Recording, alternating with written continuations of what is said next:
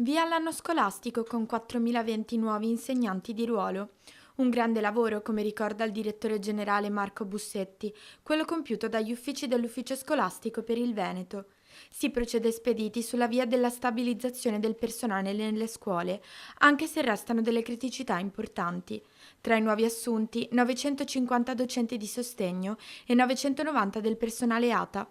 In servizio anche 21 dirigenti scolastici, riducendo a sole 18 le reggenze su posti vacanti. Novità storica per gli insegnanti di religione: dopo circa 20 anni sono 491 le assunzioni, con le diocesi di Padova, Vicenza e Verona, oltre quota 100 ciascuna. Ma rimane un forte bisogno di docenti in alcuni dei settori chiave. Ancora 97 cattedre scoperte nella primaria, 115 nelle secondarie per le materie letterarie e posti vacanti anche in matematica, informatica, scienze naturali, chimica e biologia. Un bilancio complessivo positivo che segna un passo avanti verso la stabilità del personale scolastico veneto.